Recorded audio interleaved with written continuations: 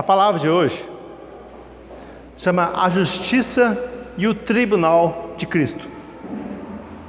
Amém? Falei que ia trazer uma bomba hoje, trouxe. A justiça e o tribunal de Cristo. Pedi para vocês abrirem a palavra lá em Romanos, capítulo 3, versículo 21. Romanos 3, versículo 21. Então vamos falar um pouco da justiça de Deus, né? E o tribunal de Cristo. Amém? Romanos 3, versículo 21.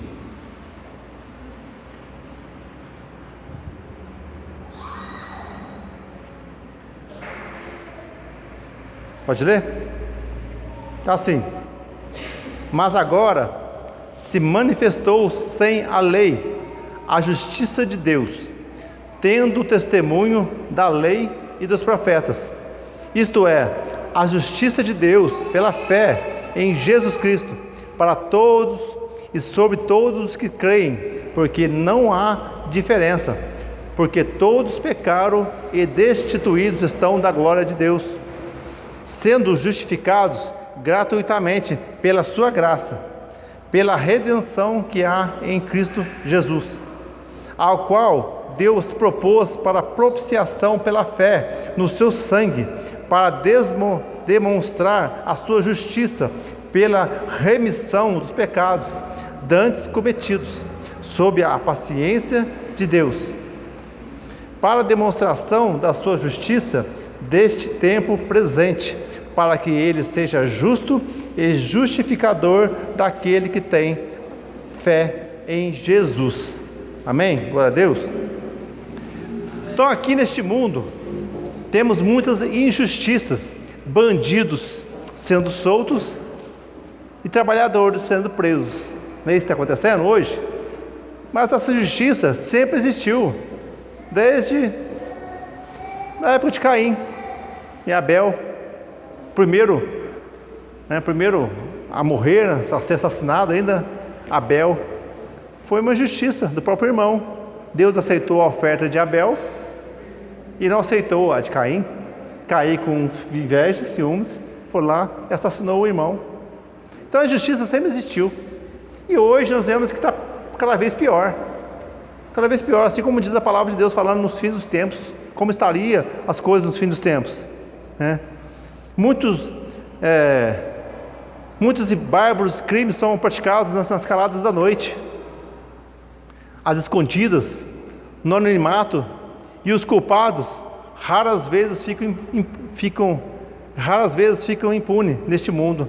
Mas Jesus disse assim, lá em Lucas, capítulo 8, versículo 17, está assim, ó, Lucas 8, 17, porque não há nada oculto que não venha a ser revelado, e nada escondido que não venha a ser conhecido e trazido à luz. Isso, versículo, não é só para o mundo espiritual, não. Só para o Deus é onisciente, Deus sabe todas as coisas. Deus sabe até o íntimo do nosso coração. Mas isso aqui é para o mundo de hoje. Não há nada que a pessoa cometa um crime escondido, até mesmo sozinho, que não venha a ser revelado até mesmo para os homens, que Deus não venha a trazer. Quantos crimes hoje estão sendo descobertos? E é descoberto, só que nada é feito. Infelizmente, a justiça deste mundo é muito injusta. Elas mesmas encobrem os crimes que estão cometidos. Por que será isso? Poder? É poder, eles têm muito poder, né? Mas a questão é mais questão financeira, dinheiro, status, dinheiro, que rola muito nessa situação. Mas não há nada que venha sem coberto, não há nada que não venha descobrir, ainda mais pelos olhos de Deus. E a justiça de Deus, ela não falha, ela é perfeita. Mas a dos homens, infelizmente, a dos homens, ela é falha, e muito falha. Mas é interessante, essa semana eu estava conversando com o pessoal, falando para eles o seguinte: você sabe de onde que saiu o Código Penal? O nosso Código Penal que é usado hoje, sabe de onde que veio? Da Bíblia. Simplesmente foi tirado da Bíblia. E logicamente eles foram, acrescentando muitas coisas, né? Mas se for ver lá nos 4 livros de Moisés, são 5, né, mas na verdade são 4, tirando Gênesis, que tá as leis. E ali está exatamente, se for ver como é as leis naquela época, como é hoje. Lógico que é diferente, mas a base foi tirada dali, a palavra de Deus. Amém? E nada fica impune diante dos olhos de Deus. Todos os seres humanos, de todas as raças e classes sociais, de todos os credos e culturas, tanto judeus como gentios, imorais, moralistas, religiosos, ateus, sem exceção, são pecadores, culpados, inesculpáveis e sem defesa diante de Deus. Está vendo a situação? O que foi falado ali em Romanos 3, a partir do versículo 21. Todos nós somos destituídos da glória de Deus, pecadores. Quem somos nós para entrarmos no reino de Deus? Por pecadores que nós somos. Interessante, é possível você estar na tua casa, não fazendo mal para ninguém, não falando mal de ninguém e cometendo o terrível pecado da omissão. Por você estar não fazendo nada, você já está pecando. Por estar omitindo, por não estar fazendo aquilo que deve fazer. Jesus falou assim: aquele que negar um copo de água, aquele que tem sede, é a ele que está negando. Então, se você está omitindo, você está negando algo para alguém, fazer o bem, você está pecando. Você não está fazendo nada, você não está lendo a palavra, você não está pregando a palavra, você não está ligado na videira, você não está fazendo nada. E para muitas vezes as pessoas falam assim: eu não estou pecando, eu estou tranquilo, estou indo para o céu, porque eu não fiz nada de mal, não faço nada de mal para ninguém. Já está cometendo um pecado grandioso pela omissão de não fazer nada. E mesmo quando nós vamos fazer, e nós pecamos às vezes por fazer. A maioria das vezes o nosso pecado é por fazer, não é mesmo? Por fazer a vontade da carne, ou mesmo fazer por não consultar a palavra de Deus, por não consultar a vontade de Deus. E nós cometemos pecado por isso. E quem somos nós para não pecar? Quem somos nós? Coitado de nós, né? Coitado do ser humano, por pecador que nós somos. E biblicamente, a palavra de Deus, a palavra justiça é usada para designar o próprio Jesus Cristo como sendo fonte de justiça, que é oferecida gratuitamente como oferta para justificar nossos pecados. Então Jesus, ele foi oferecido, uma oferta. Jesus foi ofertado nessa terra para morrer, derramar o sangue dele, para nos justificar, para justificar nós pecadores. E nós, sendo transgressor da lei, nós somos o quê? Naturalmente injustos. E nós precisamos de um justo para nos justificar. E na condição de injusto, o juiz de Deus nos condena à morte. Então nosso caminho é a morte, não só a morte física. A morte física todo mundo vai passar, a não ser que o arrebatamento seja aí, né, antes da morte, para muitos aí. Mas a morte espiritual, que é a morte eterna, a condenação eterna. É por causa de um pecado, um pecador, trouxe toda a maldição para o mundo. E por causa de um justo, nós recebemos a salvação novamente. Graças ao nosso Senhor Jesus Cristo. Amém? Então nós necessitamos de perdão e libertação da condenação e redenção por meio de Jesus Cristo. Nós necessitamos. Nós temos que reconhecer isso. Graças a Deus nós reconhecemos. Mas muitas vezes nós até esquecemos. Porque todos os dias nós temos que clamar, nós temos que buscar ao Senhor. Nós não podemos parar. Como Jesus disse: orai e vigiai, pois não sabeis o dia nem a hora. Por que Jesus falou essa frase? Orai e vigiai, pois não sabeis o dia nem a hora. Porque nós temos que vigiar todos os dias, a toda hora. Por quê? Porque para pecar basta minutos, basta segundos, minutos, sei lá. E está falando em hora, vigiai, não saber o dia nem a hora de partir. E se parte essa terra em pecado? E aí, como é que faz? Mas Deus é misericordioso, amém? Nós temos que clamar para Deus todos os dias as misericórdias do Senhor, para que ela venha se renovar todas as manhãs, que ela se renova todas as manhãs. Amém? Glória a Deus. Necessitamos de uma justiça que fosse somente por fé. Porque no Velho Testamento era diferente. Lá era muita obra, né? Obra. Mas nós precisamos de uma somente que seja pela fé. A justiça da fé. Porque se dependesse da justiça, que é segundo as obras da lei, estaríamos para sempre condenados.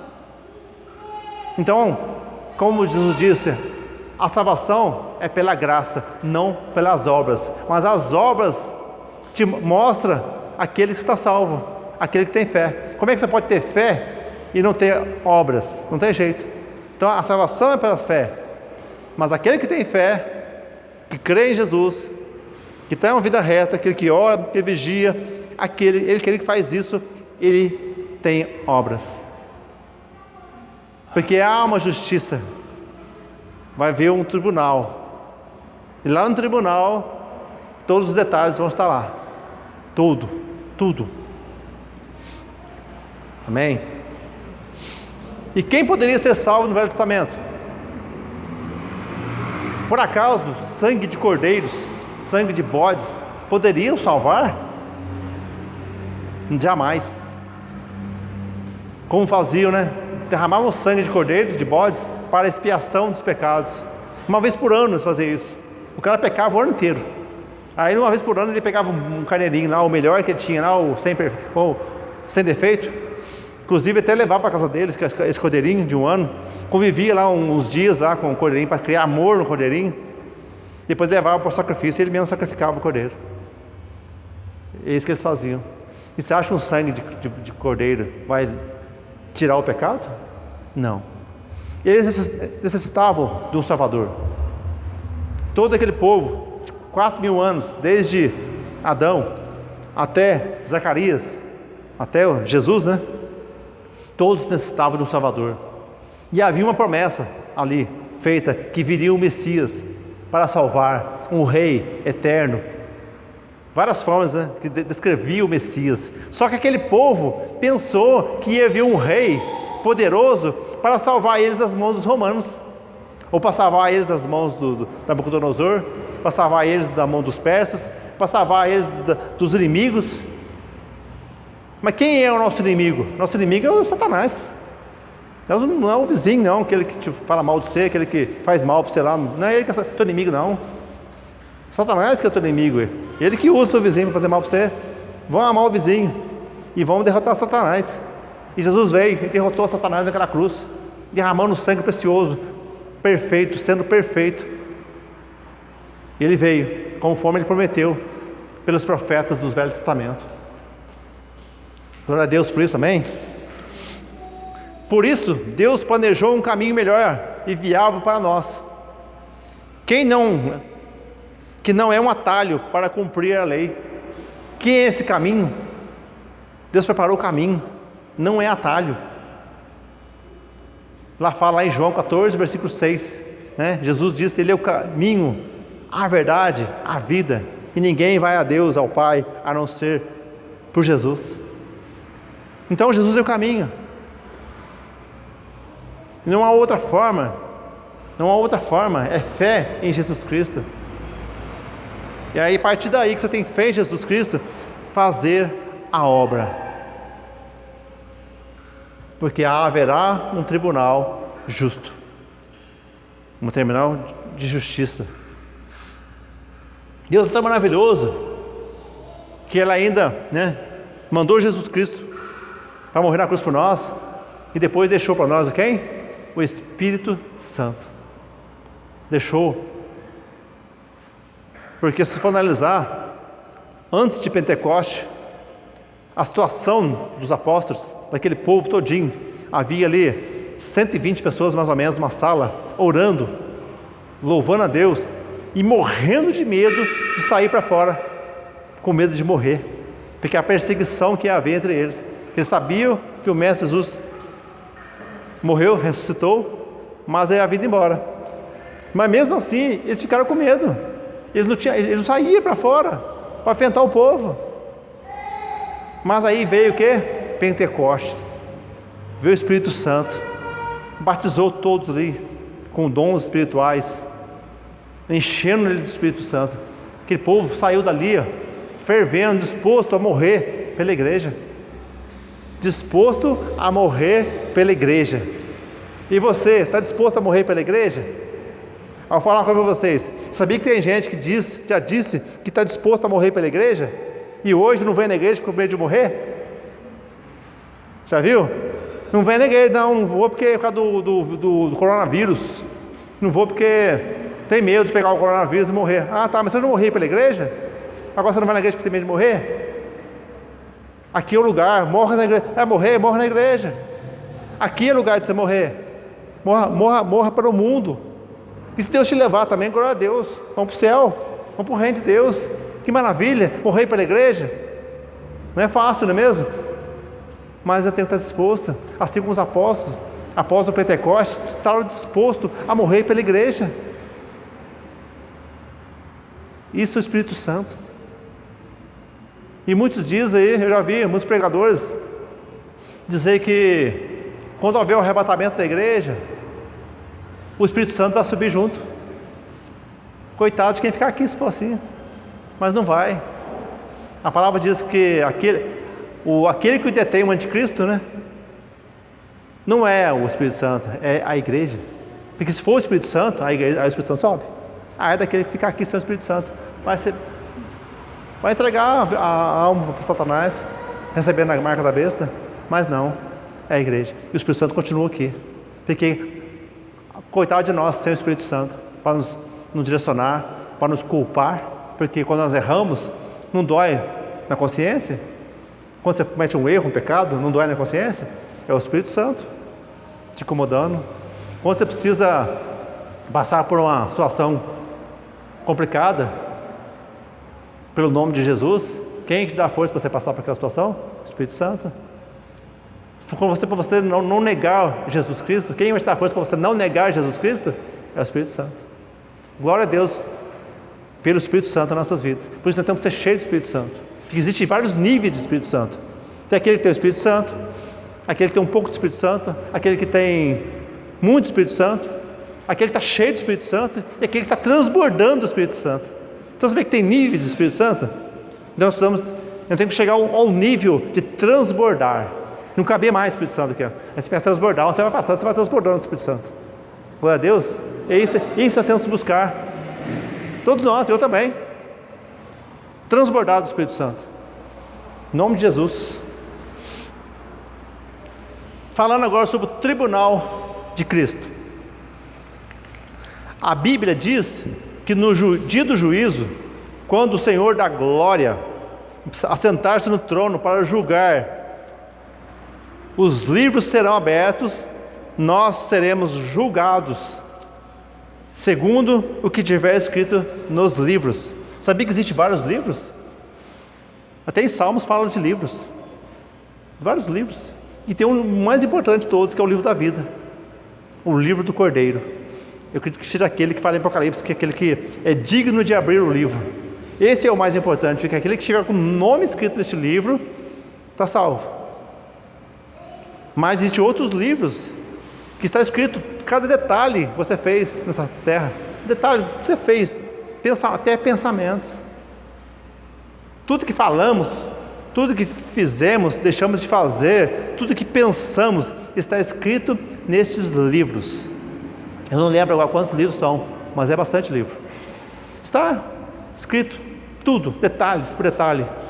E só o tribunal de Deus pode julgar o íntimo. Existe algum tribunal na terra que julga o íntimo? O que você pensa? Não. Mas o de Deus, ele julga até o íntimo. Aqui está lá no fundo do teu coração. Muitas vezes nós vemos coisas erradas, às vezes por aí, e lá no íntimo nós desejamos a justiça, né? Você já, naturalmente, já vem aquela justiça na nossa mente. Mas acontece comigo também. Mas o que eu faço? Eu repreendo. Deus, a tua justiça não é a minha. Porque ali fica um desejo ali no nosso coração de fazermos justiça. Nós fazemos justiça. Mas nós não podemos fazer justiça. E quem faz justiça é Deus. Nós temos que clamar para Deus a justiça dele. E que Deus também possa agir na justiça dos homens. Orar para que venha acontecer isso. Como está havendo muita injustiça no nosso país, muita injustiça, já sempre houve, e hoje está havendo muito mais, todo mundo sabe disso. Nós temos que orar para que Deus venha intervir nos tribunais, para que venha a ser feita justiça dos homens. Mas, de qualquer forma, ela vai continuar sendo imperfeita. Mas de Deus é perfeita. Ele vai julgar até o nosso íntimo. Por isso temos que orar e vigiar a todo momento. Amém? Existirá duas situações. Olha que interessante. Existe aquele que tem o advogado e aquele que não tem o advogado. Entendeu? Lá no tribunal, estou falando agora do tribunal de Cristo. Aquele que tem o advogado e aquele que não tem o advogado. Aqueles que serão julgados pelas suas obras para receber a recompensa. E esse advogado, interessante, ele não defende a nossa inocência. Sabe o que ele faz? Ele assume a sua culpa, a minha culpa. Ele não vai lá te defender, você, o fulano de tal ali é bom, ele não errou, não. Errou. Mas eu assumo a culpa dele. Eu paguei o preço por ele. Então ele está liberto, porque eu paguei o preço por ele. E eu estou defendendo ele. Não defendendo, estou assumindo a culpa dele. E nosso advogado é Jesus Cristo. A palavra diz do advogado que Jesus é o nosso advogado diante do Pai. E chega ele e fala: não, eu assumo a culpa dele. Coisa maravilhosa, esse advogado.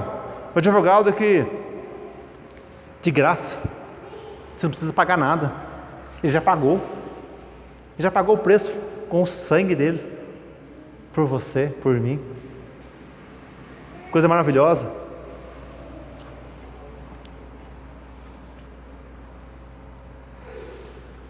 Aqueles que serão julgados para condenação eterna. Então, duas situações eu falei: aquele que tem advogado e aquele que não tem advogado. O tribunal vai haver para os salvos, aqueles que estão escritos no livro da vida, para aqueles que têm o advogado, Jesus Cristo, para assumir a nossa culpa. Nós seremos julgados, sabe para quê? Para nós recebermos a recompensa. Porque está tudo escrito no livro, são vários livros. Ali tem coroas, são 5 coroas. Não vou falar sobre elas hoje, porque eu já falei uma outra pregação minha sobre as coroas. Mas são 5 coroas que você pode estar recebendo. Então vai ser um tribunal que vai ser pelas obras. Falando: o que você fez? Você pregou o evangelho? Opa! Você fez o que você deu a água, você alimentou, você deu, né, a esmola, como fala a palavra de Deus? Amém. Um pontinho ali. O que mais que você fez? Você ajudou na igreja? Você fez o que mais? E ali vai somando para você receber. Você já foi justificado, já recebeu a salvação. Então o tribunal para você receber o galardão. Porque você acha que, como já falei muitas vezes na pregação minha, você acha que vai chegar no céu, vai ser todo mundo igual? Todo mundo igualzinho, mesmo? Não. Então você vai receber coroas, pedras preciosas. Cada alma que você ganha, você recebe uma pedra preciosa. E lá é um nível. Você vai morar em castelo, morar em mansões, você vai morar em casas. O que você vai morar? Cada coisa que você faz aqui na terra, você está levando tijolos, levando, né, no mundo espiritual e construindo aquilo que você vai viver eternamente. E também da mesma forma para aquele que for condenado no inferno. Você acha que tu vai sofrer igualzinho, queimando do mesmo jeito? Não. Tudo aquilo que você fez aqui também vai ser. A palavra diz isso. A palavra fala que aquele daquele que fizer um pequenino desviar dos caminhos do Senhor, fazer uma criança pecar, ser melhor que amarrasse uma pedra no pescoço e lançasse no mar. Então você vai analisar, existem várias formas, por mais que, é igual ao céu, por mais que você não receba nada no céu, que você não fez nada, foi salvo para a misericórdia de Deus, né, no último momento. É maravilhoso o céu. E por mais que você vá para o inferno, não vai para o inferno ninguém, não, em nome de Jesus, mas que a pessoa que vai para o inferno, mas que ela fez o mínimo possível, ela vai sofrer muito. Mas ali, de acordo com o que foi feito aqui, vai ter um peso lá, porque há um tribunal. Vai haver a sentença. É dessa forma.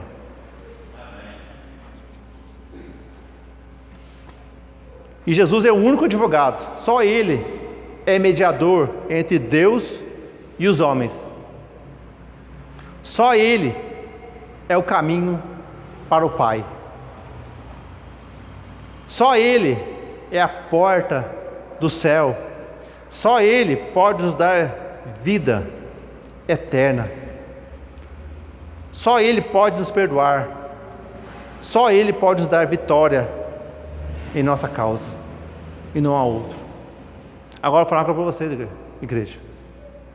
Você sabe disso, mas eu vou falar aqui. Não é Jesus mais Pedro, não é Jesus mais Paulo, não é Jesus mais Maria, não é Jesus mais qualquer outro nome, mas sim só Jesus. Porque quando você coloca Jesus com um outro nome, você está dando insuficiência para o Salvador. O sangue de Jesus não foi o suficiente. Essa palavra diz que Ele tem todo o poder. Como você pode dar insuficiência para Jesus Cristo? Então é só Jesus, único. Toda a honra, toda a glória, todo o louvor, toda a adoração, todo o poder, toda a majestade do Senhor Jesus Cristo. Porque Ele é digno. Só Ele foi digno de abrir o livro da vida. Glória a Deus. Amém, igreja? Essa é a mensagem que eu entrego para a igreja hoje, para nós realmente entendermos o preço pago por nós naquela cruz. Que Jesus, Ele é o advogado, que não vai te defender, mas Ele vai assumir a sua culpa. Amém? Glória a Deus. Convido a igreja a estar em pé.